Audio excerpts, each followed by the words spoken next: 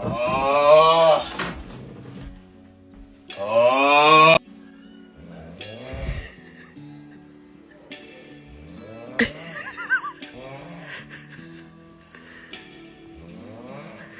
I keep smoking cigarettes on cigarettes, and mama says it's hurting all